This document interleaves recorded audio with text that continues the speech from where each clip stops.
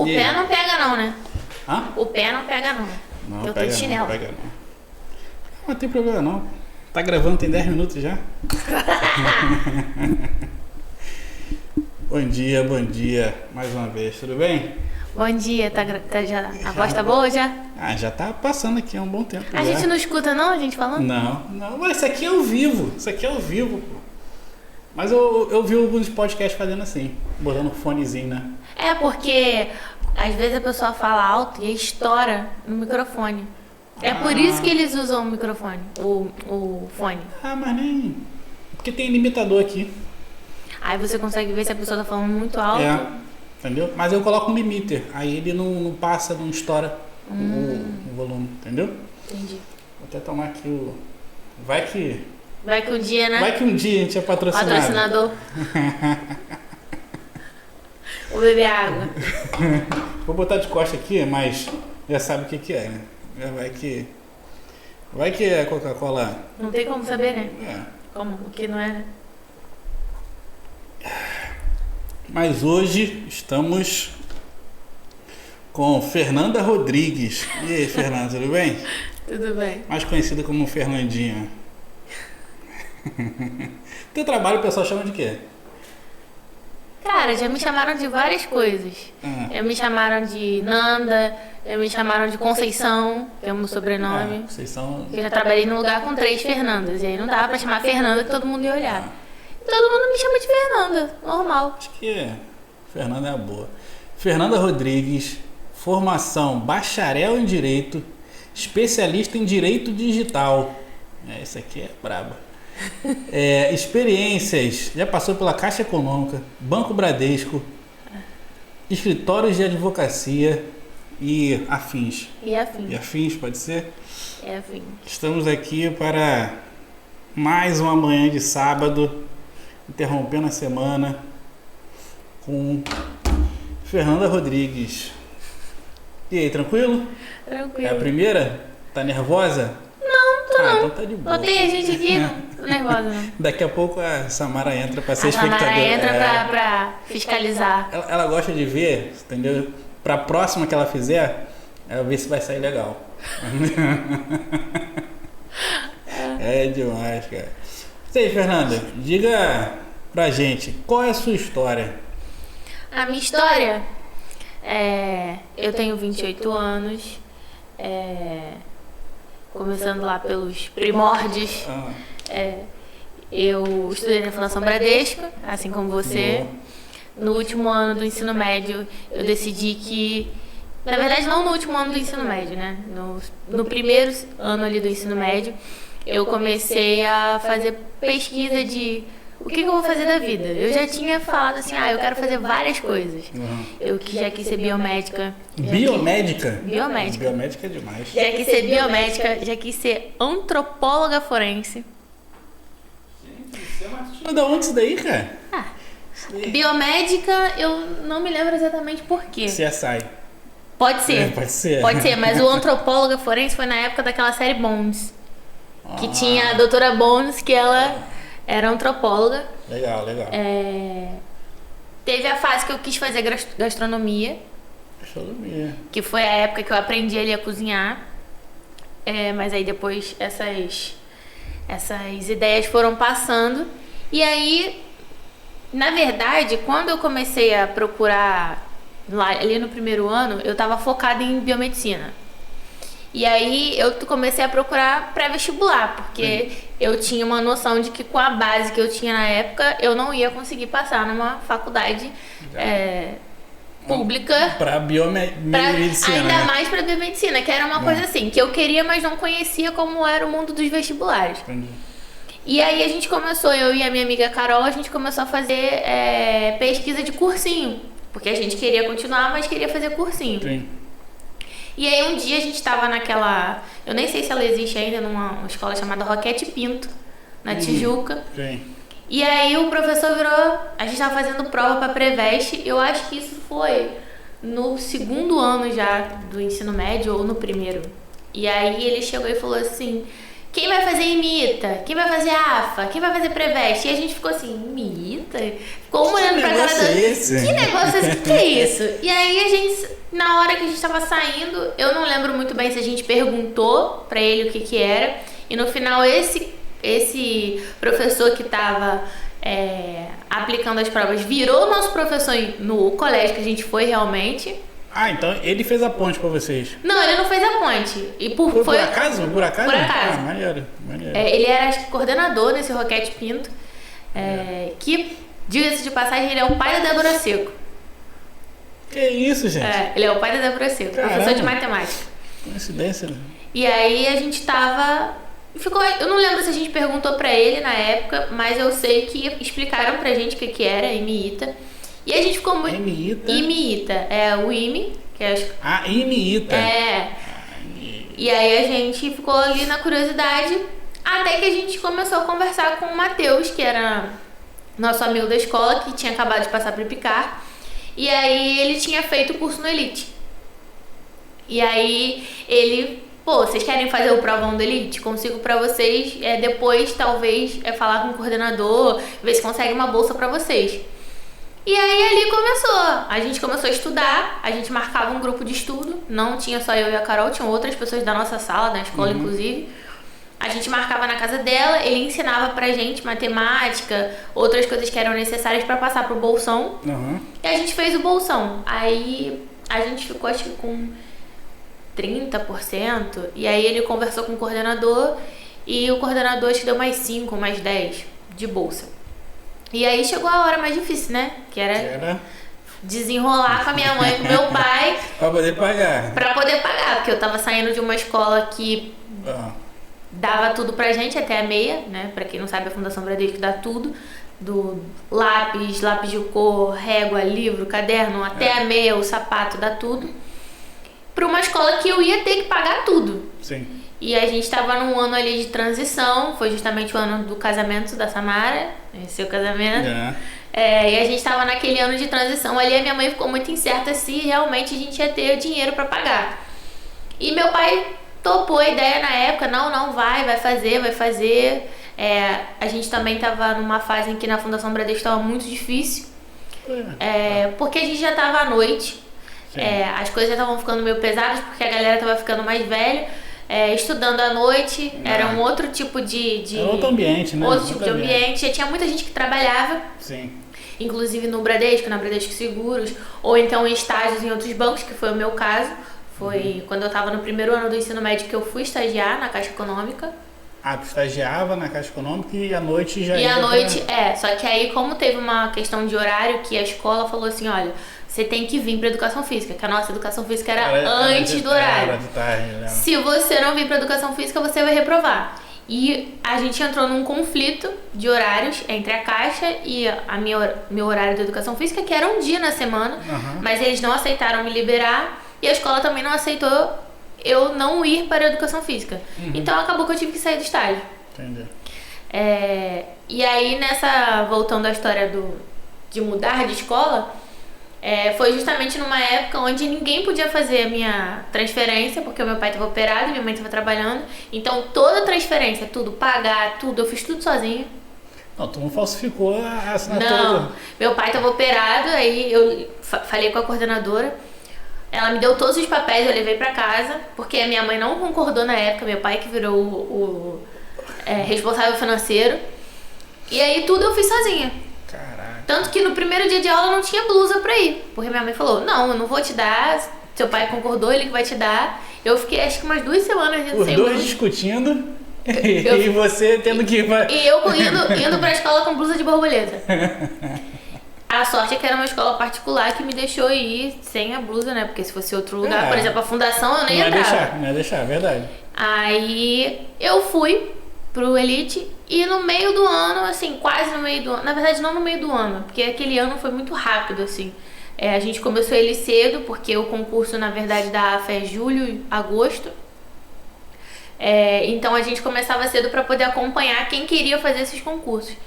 E ali, acho que entre fevereiro e março, a gente viu que não era que o ITA era uma realidade, porque a gente queria a ITA, na verdade.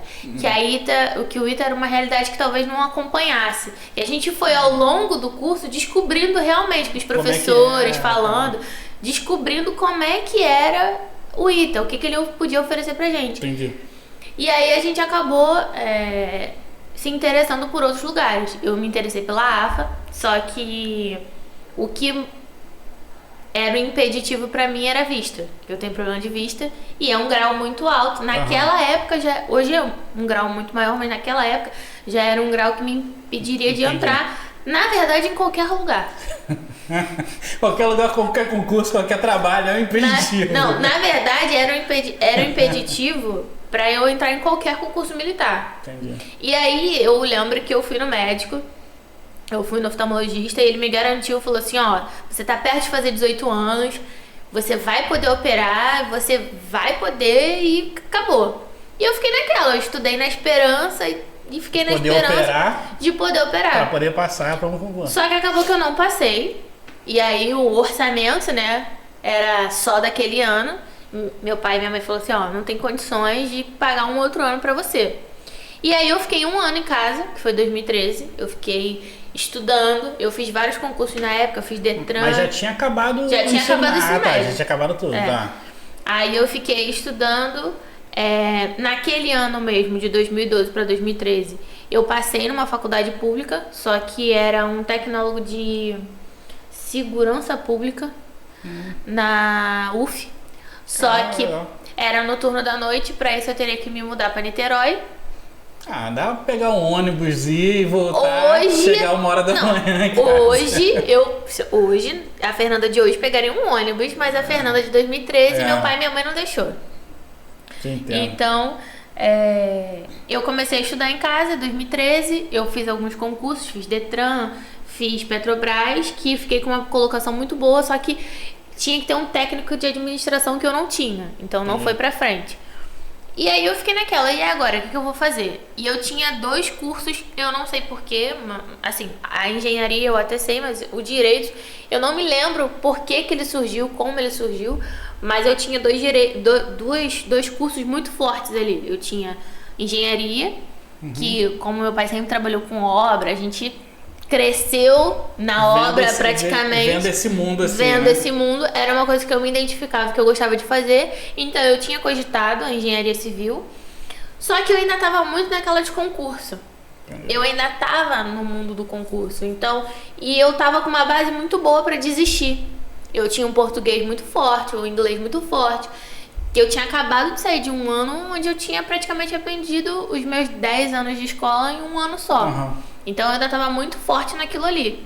Tava muito vivo ainda na mente, né? Todo o conhecimento. E aí eu tava focando, tava muito pensativa ainda em concurso. Concurso, vou fazer concurso. E aí eu pensei assim, cara, mas a engenharia, ela vai me brecar se eu quiser concurso em algum momento.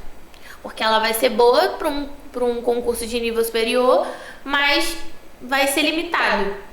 E aí foi que surgiu o direito.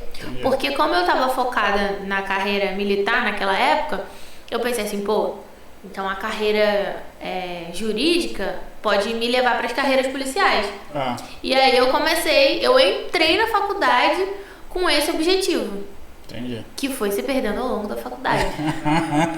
Foi vendo a realidade. Que foi se perdendo ao longo da faculdade, porque eu falo que eu entrei na faculdade muito disposta a aprender de tudo que a faculdade. Porque assim, quando você está focado em carreira policial, você entra na faculdade disposto só a aprender o direito penal, o direito constitucional, que vai te servir para passar no concurso. E não, eu entrei na faculdade disposta a aprender tudo. Porque na faculdade de Direito você estuda muitas áreas. E pra depois afunilar, depois você vai afunilar, né? Porque quando você... Essa história do afunilar, ela vem depois com muita maturidade. Porque quando você entra, você acha impossível um advogado não saber de tudo. Eu tinha esse pensamento. Advogado sabe de tudo. Advogado tem que... Eu falava assim, um advogado bom, ele tem que saber de tudo. E hoje em dia eu já tenho uma cabeça completamente diferente. Já mudei vários pensamentos desde 2014, que foi quando eu entrei na faculdade, até hoje. E aí, quando eu entrei na faculdade, eu ainda queria muito aprender o direito penal, porque era uma coisa que, se eu fosse realmente exercer aquela carreira, era uma coisa que ia estar viva no meu dia a dia. E ele ficou meio assim, na verdade, em stand-by. Porque eu comecei a gostar de outras coisas. Você, no direito, você começa a aprender muita coisa do dia a dia, coisa que você vive ali, por exemplo, direito do trabalho. Todo mundo já trabalhou, conhece alguém que trabalhou de CLT uma vez na vida. E teve algum problema. Então aquilo ali você se identifica.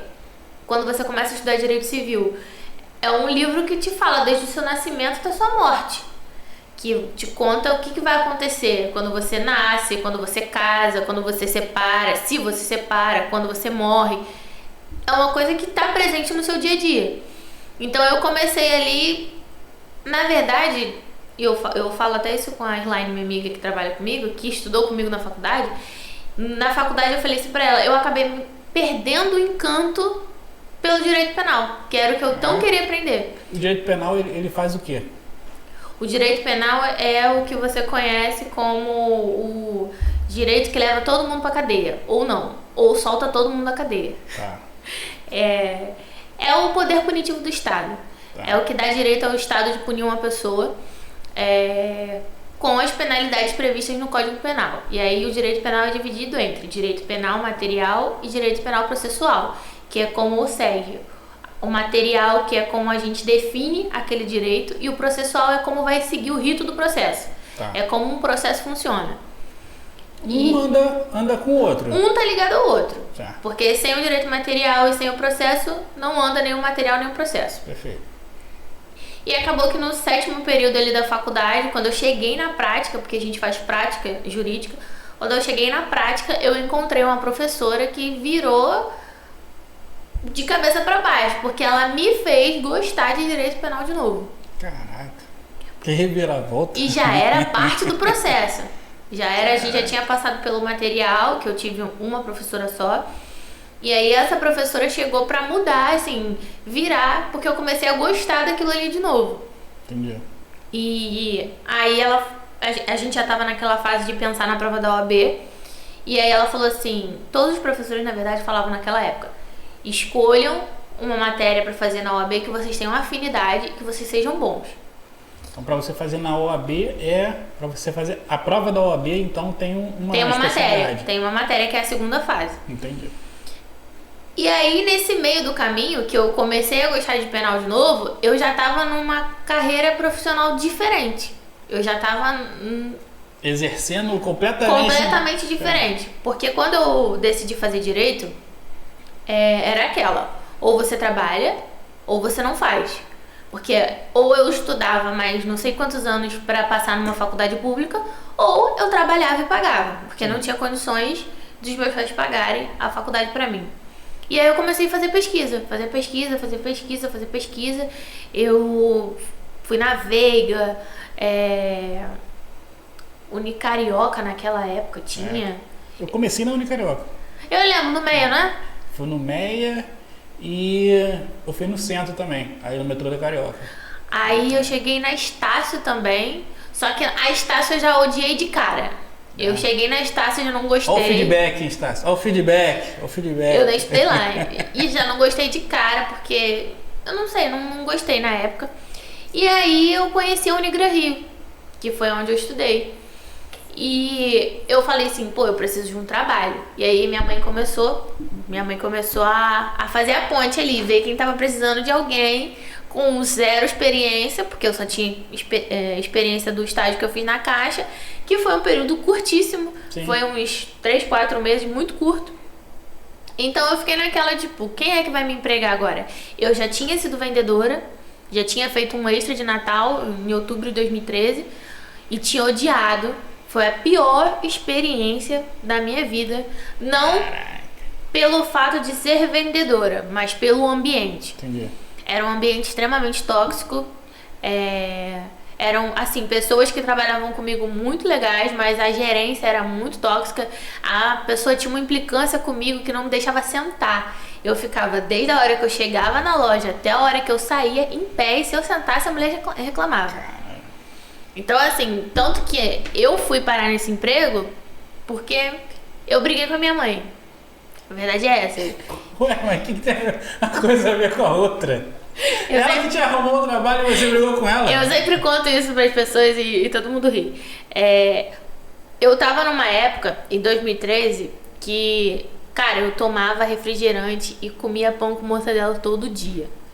Eu tava, assim, muito, muito acima do peso. Não que eu esteja magra hoje, né? Mas eu estava muito acima do peso, assim, pra uma pessoa de 18 anos. E aí, eu virei uma chave e falei assim, não, cara, eu vou emagrecer. Eu parei de tomar refrigerante. Eu fiquei 2 anos sem tomar refrigerante. E eu fiz uma dieta maluca lá, que só podia carne, que eu não vou falar o nome da dieta pra não influenciar ninguém. Mas eu fiz uma dieta dessa maluca que eu perdi praticamente 20 quilos na época. Eu fiquei muito, muito magra. E eu ia pra academia.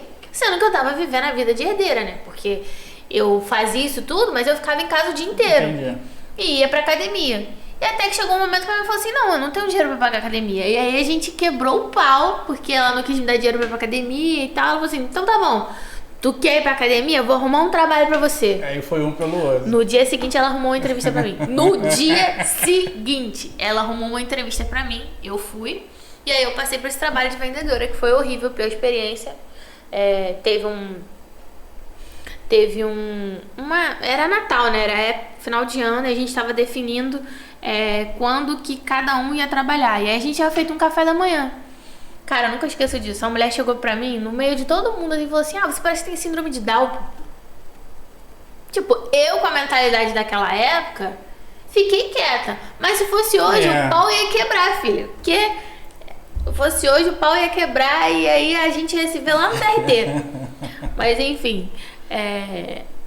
E aí, disso tudo, depois eu saí da loja, aí eu fiquei... Só que assim, foi um tempo muito curto entre eu sair da loja e trabalhar na empresa que eu trabalhei depois. Acho que eu saí em janeiro e comecei a trabalhar acho que em fevereiro. E aí eu comecei a faculdade em março. Eu comecei um mês atrasada na faculdade, porque eu não tinha dinheiro pra pagar primeiro. Eu precisava ganhar o meu salário primeiro, pra depois me matricular. Eu nunca esqueço disso. A matrícula da faculdade era 600 a matrícula não. A mensalidade era 644. O meu salário era R$654, ou seja, me sobrava R$10. O resto, tipo, transporte, a empresa pagava, né, pra eu ir e voltar. E como eu estudava no centro, era mesmo valor de passagem. E o resto todo era se vira. Minha mãe e meu pai me ajudaram com comida, essas coisas óbvias, mas o resto foi tudo se vira. E aí eu fiquei assim por muito tempo. Até que chegou um período no trabalho, eu trabalhava na área financeira na época, né, no departamento financeiro da empresa, que a dona da empresa falou, olha, a gente tem uma política aqui de pagar um percentual da sua faculdade. Aí já abriu o olho. Aí já melhorou. Já gostou. Aí já melhorou. E aí começou com percentuais até que chegou em 50%. E aí eu fiquei tranquila por um tempo, porque o meu salário era um salário mínimo, mas a empresa pagava uma parte da faculdade. E aí, por assim, foi por muito tempo. Só que chegou uma época, eu acho que eu tava ali entre o 4º e o 5º período, eu acho, acredito, não me lembro direito. Que, não, a gente não vai ter mais esse benefício. A empresa falou assim, não, parei, não tô sem dinheiro pra pagar. Não, a gente não vai ter mais esse benefício a partir do semestre que vem. E aí voltou cada um por si, Deus por todos. Caraca. Só que nesse meio tempo, eu tive a ideia de fazer o FIES, porque eu podia fazer o FIES na época.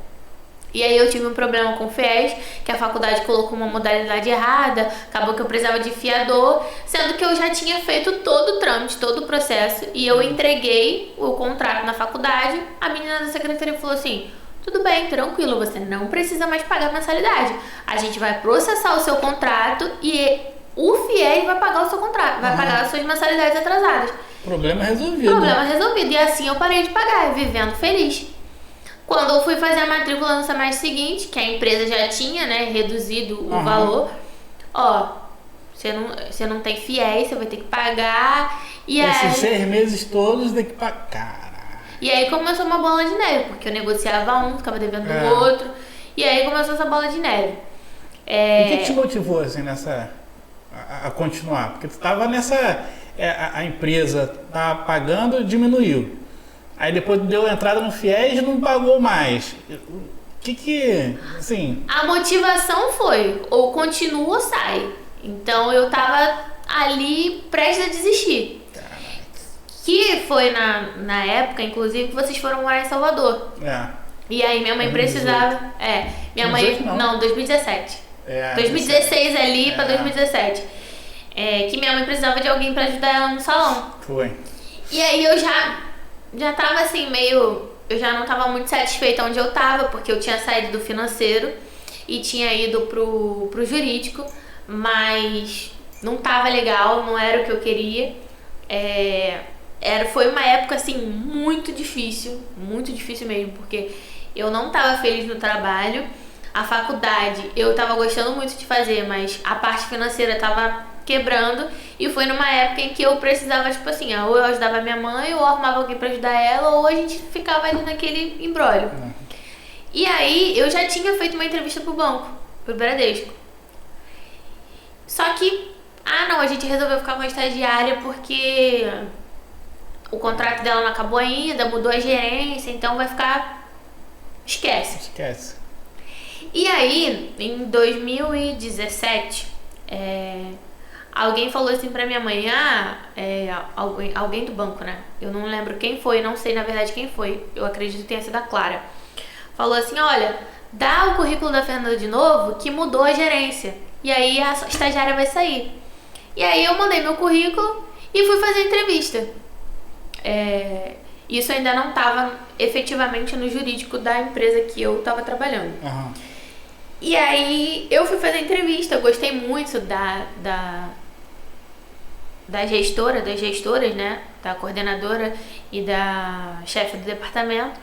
E aí eu fui pra casa, tipo, sem esperança nenhuma, porque eu já tinha feito uma entrevista lá que não tinha dado certo. Quando eu cheguei na empresa, me chamaram pra conversar. Na empresa que eu tava. Perguntaram, você tá fazendo faculdade de Direito? No dia da entrevista. Eu cheguei... na empresa atual? Na atual da época. Eu cheguei na empresa e aí me chamaram e falaram assim, você quer ir pro jurídico? Eu falei, quero, porque... Eu falei, não sei o que vai acontecer, né? Não sei se eu vou ficar. Eu falei, quero. E aí foi que a gente entrou naquela fase muito ruim da empresa, com problema financeiro. Eu já tava com problema na faculdade. E aí eu lembro... exatamente como se fosse hoje. Tipo, eu tava andando na Senador Dantas, na frente do Banco do Brasil, indo pra faculdade, e eu tava no telefone com a minha mãe falando assim, amanhã eu peço demissão e eu vou trancar a faculdade. Eita. Eu falei, amanhã eu peço demissão e eu vou trancar a faculdade, eu vou voltar quando eu puder. E eu fui pra faculdade. No outro dia de manhã, meu telefone tocou, Fernanda, oi, aqui é o Leandro, do Bradesco, você passou na entrevista, preciso que você venha aqui, traga seus documentos, não sei o que, nananã. Aí eu virei pra ele e falei assim, no telefone, Leandro, eu posso pedir demissão? Você tem certeza que eu passei? Ele, tem, pode pedir. Ele falou assim, tem, pode pedir. E aí eu fui lá... Mas tu ficou na mão do cara também, porque é a palavra dele, né? Aí eu fui lá, entreguei meus documentos, só que eu não pedi demissão. Tem que ter uma certeza. Eu contei pra minha mãe, aí minha mãe, todo mundo ficou feliz, aí eu, beleza. Fui, levei o contrato lá pra assinar. Já faltou? Não, foi na época eu era estagiária, então eu saí mais cedo.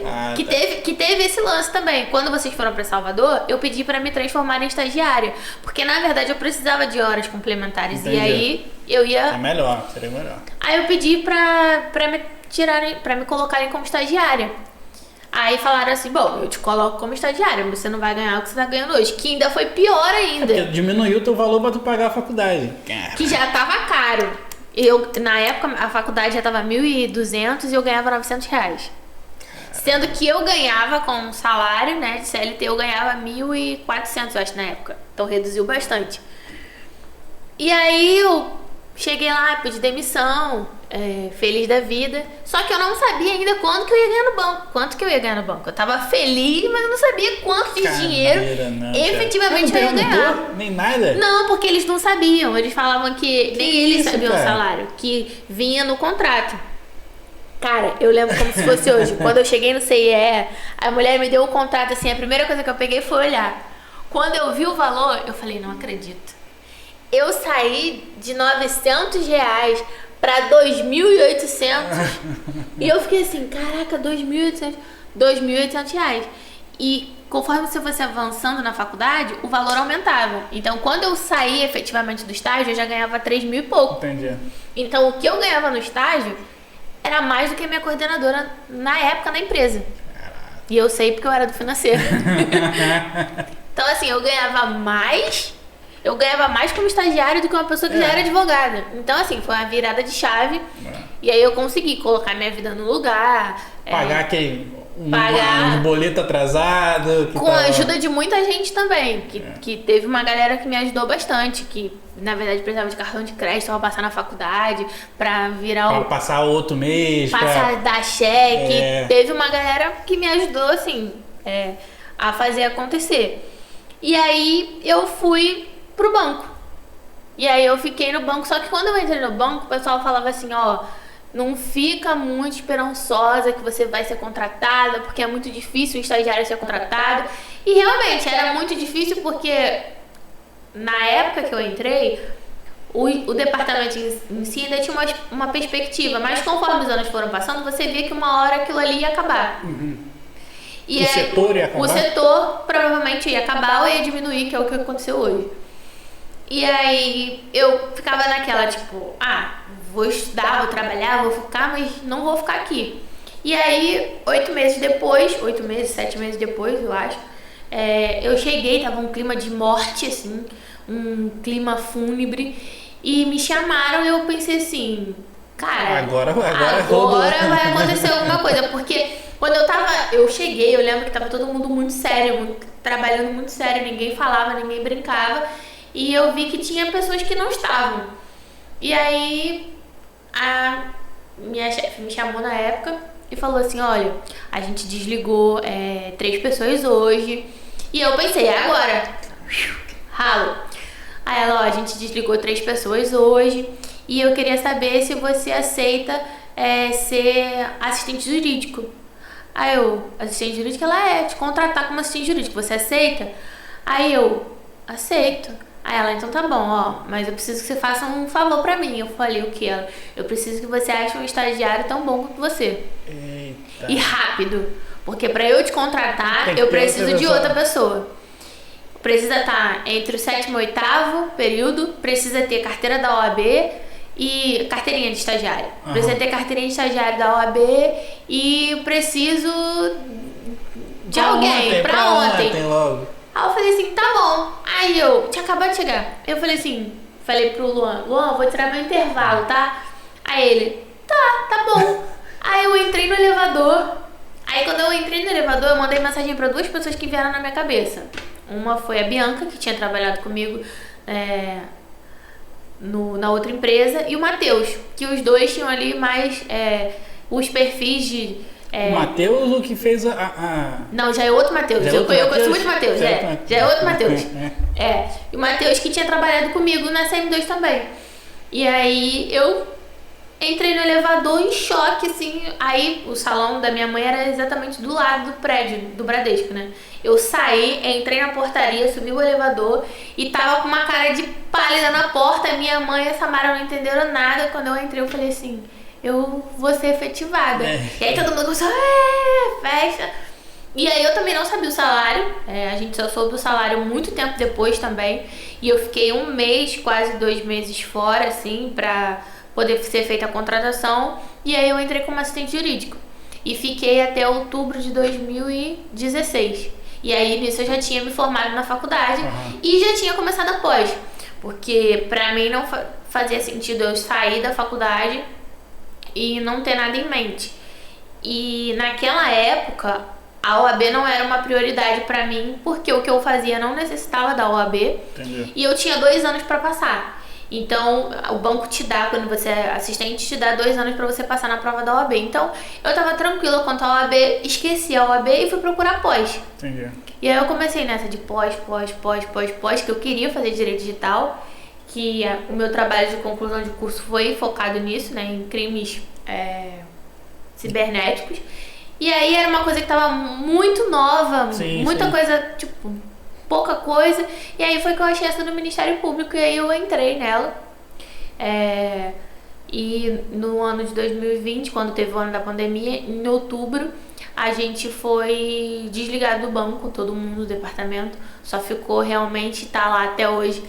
Quem não pode ser demitido, porque tem estabilidade, ou tava grávida na época. E as pessoas que iam tocar, né, do jeito que é a estrutura hoje. De resto, todo mundo saiu. Caramba.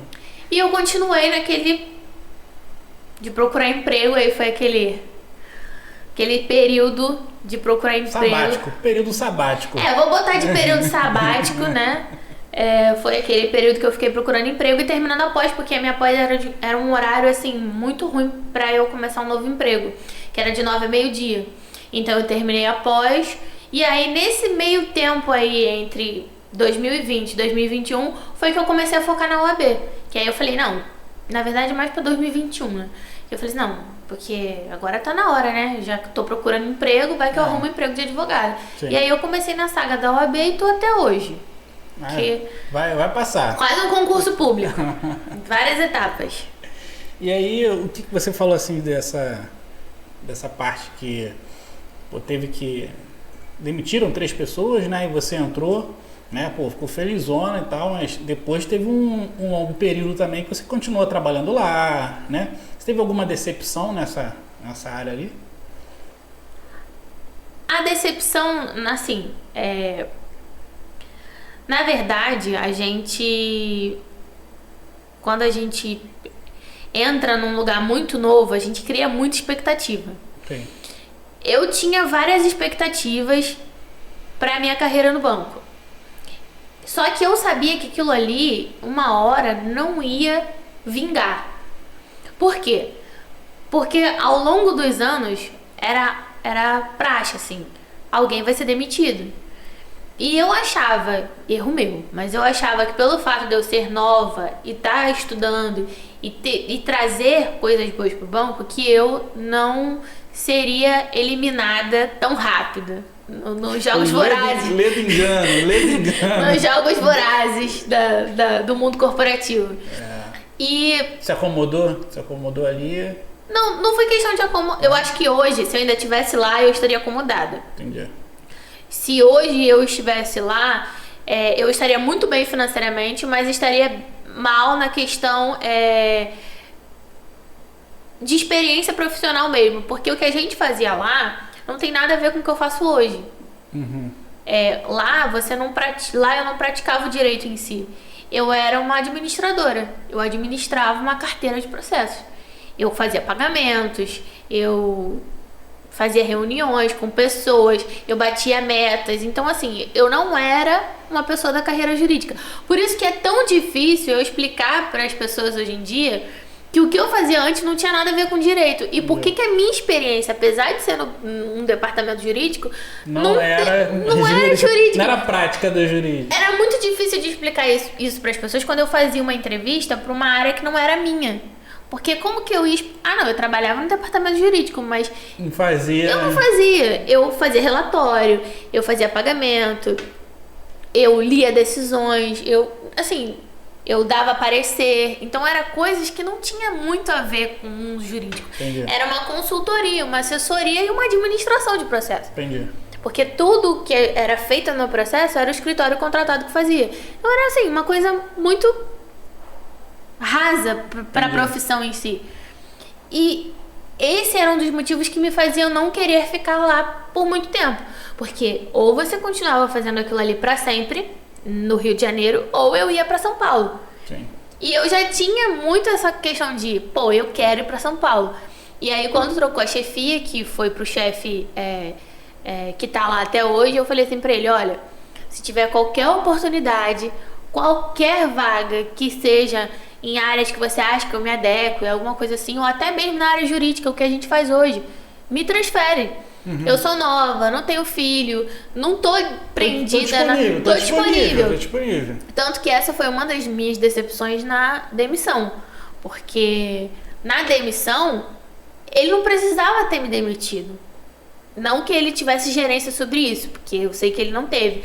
Mas teve pessoas que ficaram lá e trabalham lá até hoje, trabalham daqui do Rio lá para São Paulo. Coisas que na época eram coisas para um banco que nem o Bradesco, Não que se é fazia. super, não se fazia. Então, assim, eu acho que se teve a oportunidade, poderia abrisse para todo mundo, né? Quem quisesse. Sim. Óbvio que era um corte de despesa num ano de pandemia, você estava descontinuando um departamento do jeito, no formato que ele era. Então, assim, muita coisa eu entendo que foi por um motivo comercial, foi um motivo realmente estrutural. Até porque eu conheci a estrutura que eles estão hoje e realmente não caberia a quantidade de pessoas que teria na época, que tinha na época. Então, assim, realmente foi uma demanda necessária.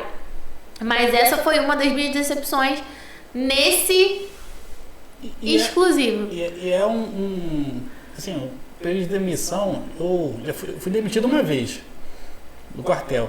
Falaram assim, ó, acabou teu tempo. Acabou teu tempo. Mas é um misto de muito pensamento, né? De muita coisa assim que passa, que você meio que você passa e não passa, porque você fica meio vegetativo, né? É uma hora que você tá assim, caramba, e agora, o que vai acontecer agora aqui? Porque não tem perspectiva, né? Se você já está esperando, você provoca, ou você mesmo sai, você nem sente tanto assim. Vai dar um baque, mas quando você é demitido, você olha, senta na mesa e não vamos levar adiante, cara, é totalmente Não, diferente. e foi uma coisa muito triste, foi um processo muito triste, porque a gente estava no ano da pandemia, onde a gente não via as pessoas. Como eu era uma das mais novas, eu fui a última pessoa a ficar em casa. Então eu ainda fui até abril, eu ainda fui presencialmente. Depois de abril, eu fiquei em casa. Então você não tinha mais contato com aquelas pessoas. E você ter contato com elas no dia da demissão... É muito ruim. E foi uma coisa assim, muito, muito, muito estranha. Porque eu pegava 9 horas. E eu sempre botava o despertador mais cedo, apesar de eu estar em casa, eu ir tomando café, fazendo minhas coisas. E aí, era uma sexta-feira. E aí meu telefone tava tipo, muita mensagem. E quando eu abri o telefone, um monte de gente falando, não consigo acessar, não tô conseguindo entrar. E aí uma pessoa falou assim, a Manaus também não consegue entrar. E aí ficou naquela, e aí eu fui a primeira pessoa a receber a ligação. Quando eu tava olhando assim, eu tava com o celular sentada na cama, folhando assim, cara, tá acontecendo alguma coisa assim. Sendo que no dia anterior, o Matheus, meu amigo, falou assim, Fernanda, não quero botar paranoia na sua cabeça, mas o Raimundo tá pedindo seu e-mail pessoal. O Raimundo era meu chefe. Tá pedindo seu e-mail pessoal. Falei, meu e-mail pessoal? Eu achei estranho. Por quê? Porque o Matheus era a única pessoa que seria demitida naquele dia. Que pediria demissão naquele dia. Então aproveitaram isso pra ele meio que Eu não sei se aproveitaram, mas assim, ele era a única pessoa que ia sair naquele dia porque ele pediu. Entendi. Ele tava indo pra um outro emprego, então ele pediu. E aí, quando o Raimundo, o nosso chefe, né, precisava comunicar a eles a demissão, era o procedimento. E aí ele pediu o e-mail dele e o meu. E aí, achou meio estranho. Uhum. Ele falou assim, só que eu nunca imaginei que eles iriam demitir todo mundo. Então, aí eu tava olhando as mensagens e meu telefone tocou. E era o meu chefe. Quando eu atendi, ele tava chorando do outro lado. O teu chefe mesmo? O meu chefe tava chorando. E aí eu achei que, sei lá, tinha morrido alguém, tinha acontecido alguma coisa. Ele chorando, ele, olha, eu não queria fazer isso. E aí ele perguntava assim, você tá sozinha? Vai pra perto de alguém. E ele falava assim, você tá sozinha? Aí eu achei, morreu alguém. Eu pensei, juro, morreu alguém. Aí eu desci, minha mãe tava lá embaixo, eu desci, sentei de frente pra minha mãe. E aí ele falou assim, olha, abre seu e-mail. E aí eu tava com meu iPad na mão assim, ele abre seu e-mail. E ele chorava muito, ele abre seu e-mail. Tava entendendo que ele tava chorando. Ele tava chorando, tipo, muito. Aí eu abri meu e-mail, quando eu comecei a ler, Aí você começou... Aí você entendeu o que tá escrito? Eu falei, entendi. Quer dizer, entendi. Ele, olha, você tá desligada, eu não queria fazer isso. Só que naquele primeiro momento, eu fiquei com um baque da demissão, porque eu pensei assim, caraca, de todo mundo que podia ter sido demitido, me escolheram. E aí eu fiquei assim, caraca, eu sou muito incompetente então, porque, pô... É horrível. E aí eu botei no grupo, fui demitida. Aí a Laís, eu também. Aí o pessoal, eu também. Fui demitida. Gente, foi bom trabalhar com vocês. Não sei. E aí? É uma coisa triste e engraçada. Mas eu fiquei aliviada que não foi só eu. Caralho. Eu falei assim, pô, não fui só eu. Então, assim, né? Tô tranquila. Caraca. E aí a ficha foi caindo. Eu falei, cara, eu tô desempregada. E agora? O que eu vou fazer?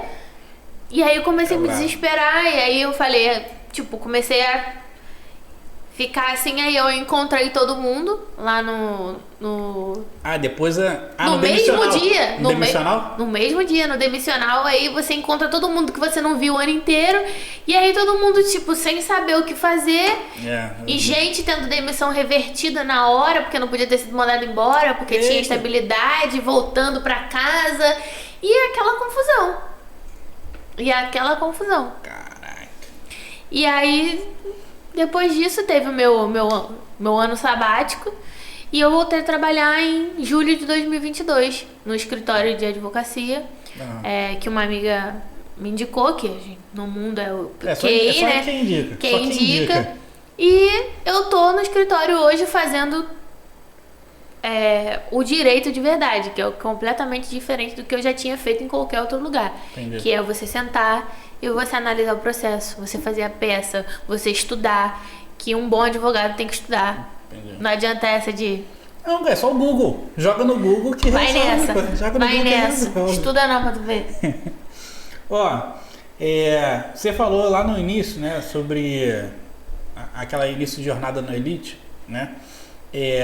Mas você meio que, assim, foi pegando alguns insights de pessoas conhecidas ou até mesmo algo diferente, né? O que você gostaria de ter, você gostaria de saber naquela época ou ter recebido alguma dica lá nesse início, assim, olha, vai por aqui, vai por ali. O que você gostaria de ter recebido ali uma dica quando você começou?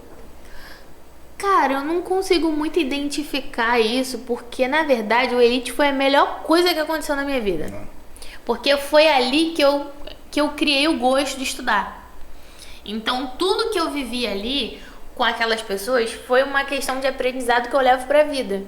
Então eu acho que a experiência por si só já mudou a minha vida de um jeito tão assim, tão grande, que eu não sei se eu teria alguma coisa que eu queria que alguém me dissesse naquela época, porque eu fiz tudo que eu queria fazer. Eu coloquei o objetivo de que, não, então tá, eu não vou fazer engenharia porque não me dá futuro no concurso, eu vou fazer direito. E foi a melhor escolha que eu fiz. Entendi. E todas essas decisões eu fui tomando sozinha ao longo do tempo. Eu acho que a única coisa que eu queria que alguém tivesse me dito desde o começo essa vida de concurso, essa vida de concurso militar, policial, sei lá, concurso de carreira jurídica, que depois eu ainda descobri que do militar, policial ainda tinha do carreira jurídica ainda. Que não é tudo. Que você pode...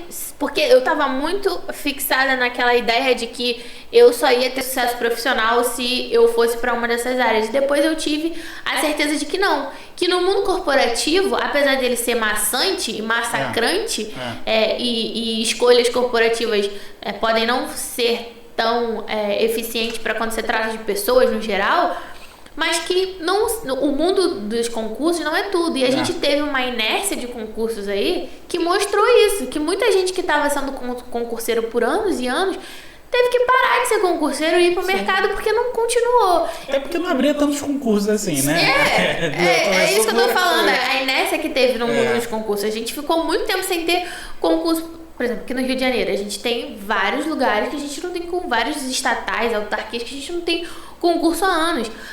Eu acho assim, por exemplo, carreiras jurídicas. Um concurso do TJSP abre com 800 vagas. Um concurso do TJRJ abre com 6 vagas. Para um estado que tem um número de processos tão grande quanto São Paulo. Caramba! O Rio de Janeiro, infelizmente, ele tem uma desproporcionalidade enorme em concurso. Seja estado, prefeitura, autarquias, tribunais, são pouquíssimas vagas.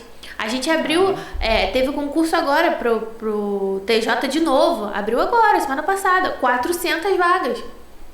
No Rio? Não, São Paulo de novo. São Paulo. E pesquisa quantos concursos tiveram no Tribunal do Rio? Não tem TRT. Não teve. Ah, mas tem um cadastro de reservas. Tem. Mas não são chamadas as pessoas de cadastro de reserva. Exato.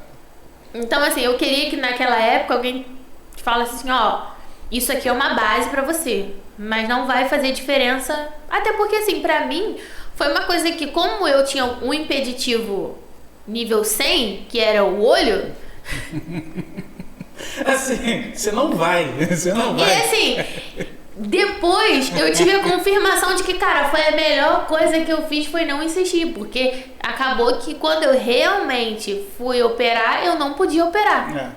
E você ia ficar marcando passo até... Eu ia ficar tipo, vai, numa hora vai. Uma hora até que eu cheguei num médico que ele falou assim, você não vai, você não pode, e é assim que vai acontecer pra sempre. Então... Não. Ou eu entro com PCD. Que você não tem lugar de fala porque você não é PCD. Não, eu posso ser. Não, eu posso ser considerada. Por que você porque. Não, é verdade isso. É sério. Se eu quiser, eu posso. Que isso, porque gente? como eu não posso operar, o meu grau de miopia, astigmatismo, eu tenho um problema na córnea que eu não posso operar. Então, se eu tirar o óculos, eu não enxergo nada, eu não consigo ir até lá embaixo sem o óculos. Aí se enquadra. Caramba! É como se eu tivesse uma muleta, só que no olho, pô. Caramba! Não é tão simples assim. Não, é que abriu minha cabeça aqui agora. Eu sou um caso raro, inclusive fui estudada, é sério. Você virou case? É sério. Gente! É sério. É sério. Essa foi... Eu sempre quis operar, eu sempre sabia que eu sempre soube que eu não vou poder deixar de usar o óculos, porque é muito difícil de ser zerado. Mas eu achava que eu podia diminuir, por exemplo, a grossura e espessura da lente. Eu achei que era possível isso. Mas acabou que não foi, tá tudo bem. Hoje em dia eu já aceito. Hoje com quanto já? Quantos graus já? Eu acho que 12 em cada. 12 em cada? Isso aí já é quase uma lente de aumento mesmo. Eu acho que 12 é alguma coisa em cada. Caramba. Isso porque eu tô sentindo muita dor de cabeça. Acho que eu já vou ter que aumentar. Cara. E quais as dicas que você gostaria de dar para quem tá começando? Estuda. Estuda. Porque eu sei que pro mundo de hoje, onde a gente vê a galera ganhando dinheiro na internet, é difícil você chegar pra pessoa e falar assim, estuda. É muito difícil. É muito difícil porque a gente vê as facilidades que certas profissões têm. Só que o que eu queria dizer é, isso é 1 em 1 milhão. Se você não nascer virado pra lua, essa sorte não vai chegar pra você. Então não é que eu esteja sendo pessimista, mas é que no mundo de pessoas reais, se você não tem aquilo ali como objetivo, se não é a sua vocação, sua profissão, estuda. Porque você só vai conseguir alguma coisa na vida estudando. Foi o que eu aprendi e o que eu falo para as pessoas que eu tenho algum lugar de alguma posição de conselho. Estuda. Porque o que fez eu ser quem eu sou hoje foi o estudo. E eu demorei muito para estudar. Porque eu comecei a querer mesmo estudar quando eu tava no 9º ano.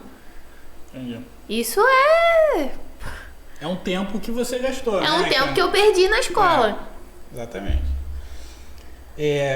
Nessa tua área, qual recomendação ou material de apoio que você daria? Falei que era chegar?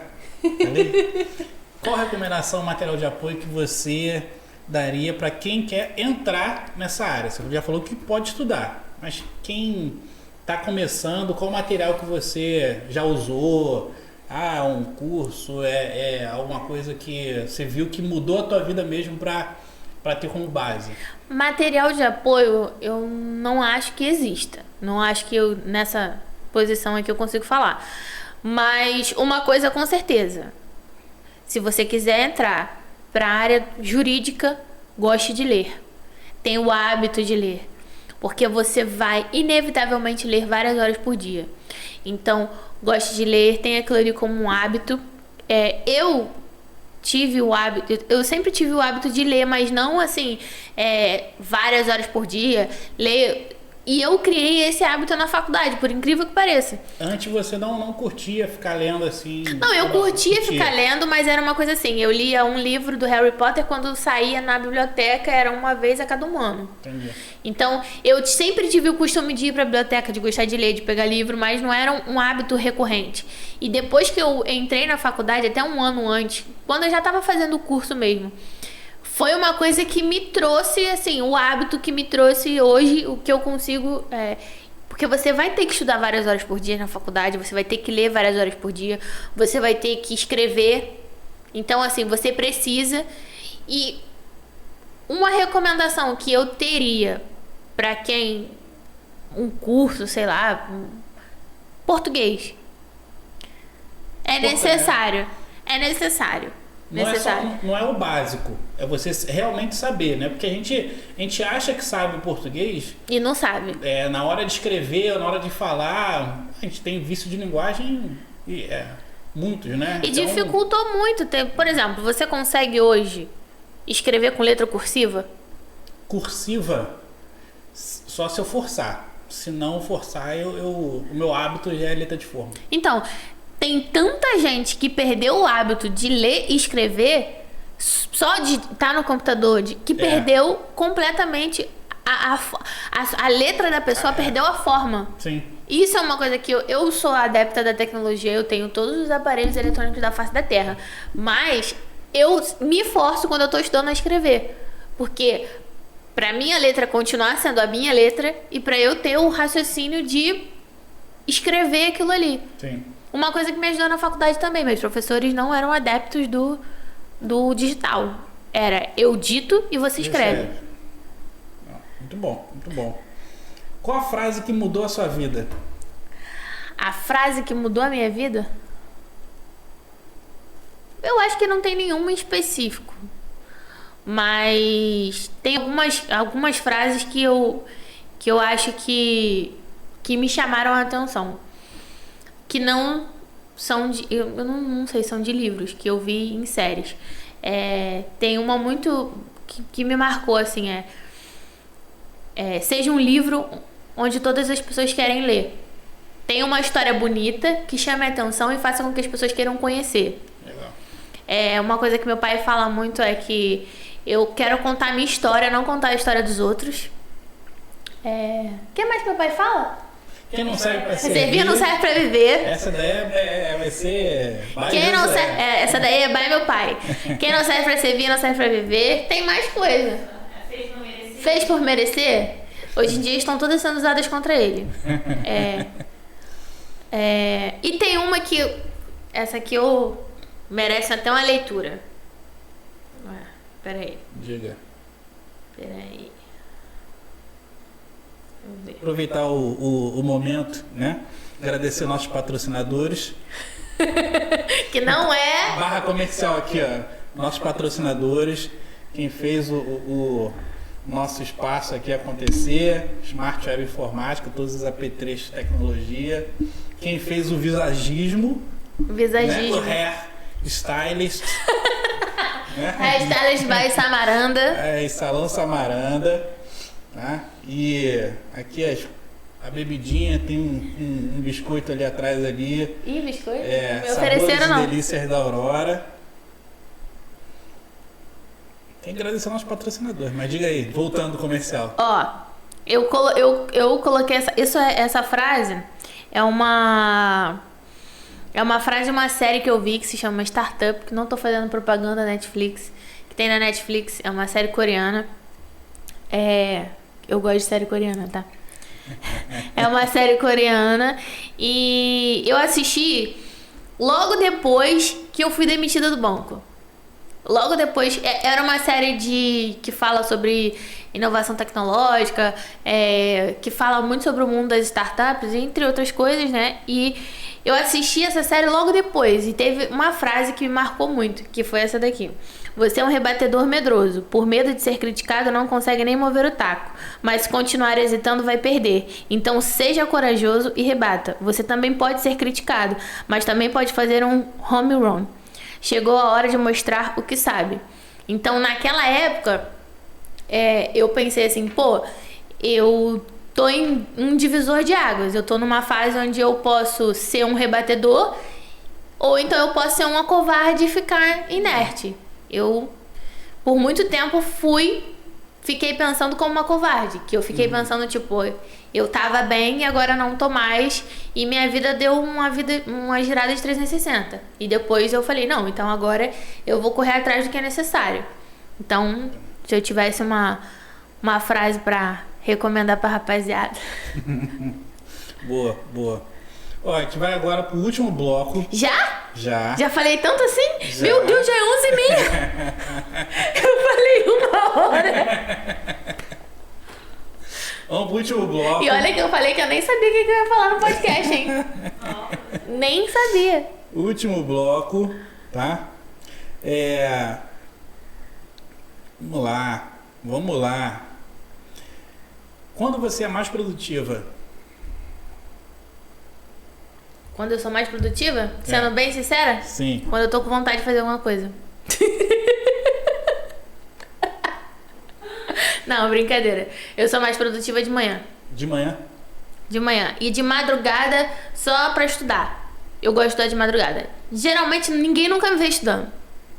Você já me viu estudando? Não. Porque eu me atrapalho, eu me distraio muito fácil. Então, cara, se eu tiver no quarto e alguém estiver falando alguma coisa na sala, o meu lado fofoqueiro vai querer ouvir. Então eu me desprendo. Então eu só estudo de madrugada.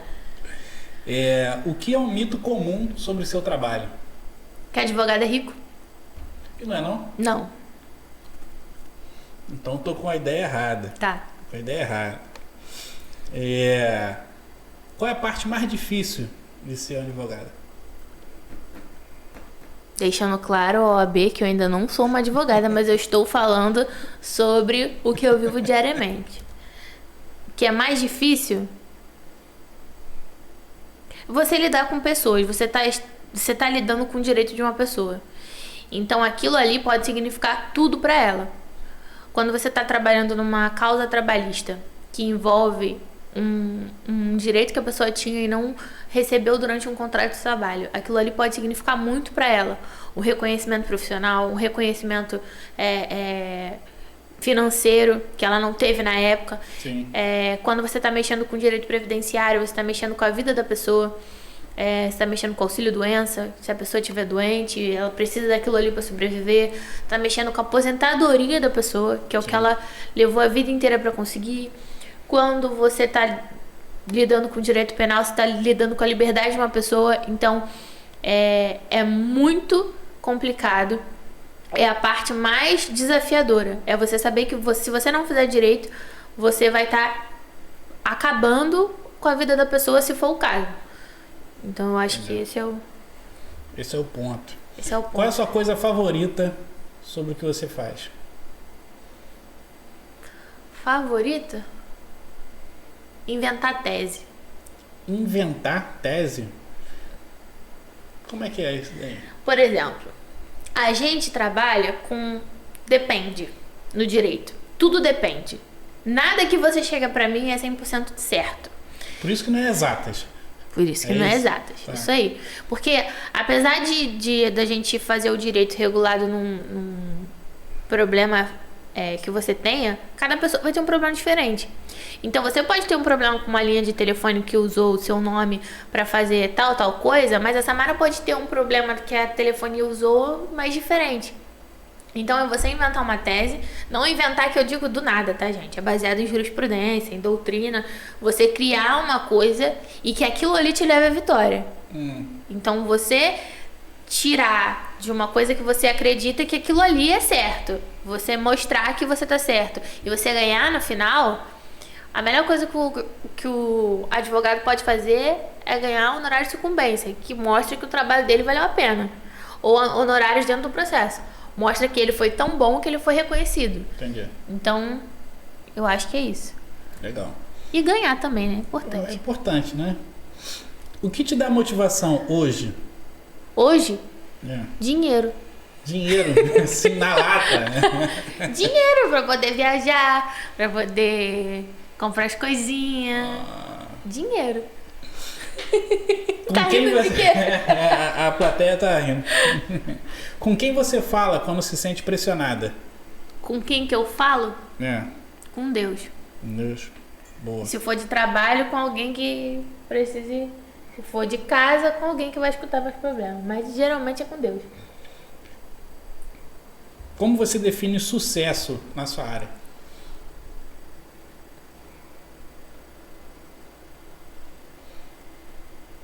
Olha, Depende. depende.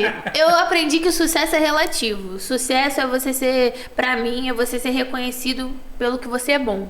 Pra mim, isso é sucesso. Que a gente vê muitas definições de sucesso. Por exemplo, a Anitta tem sucesso. Mas em qual sentido? Na música? Na pessoa da Anitta? Então eu acho que pra mim o sucesso é eu ser reconhecida pelo que eu sou boa. É eu ser reconhecida, é eu fazer sucesso no que eu sou boa e no que eu posso fazer de melhor. Legal, legal. Se você tivesse uma semana de vida, o que você faria? O que eu faria? Viajava. Viajava? Pra onde eu não sei, mas eu viajava. Viajava. Pra algum lugar de praia, provavelmente. Ou pra Disney, não sei.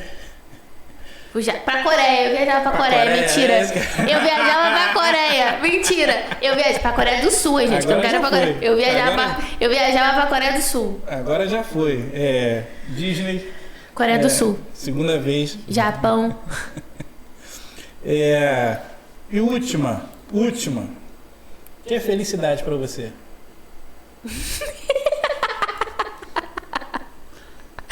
Eu ia falar comer.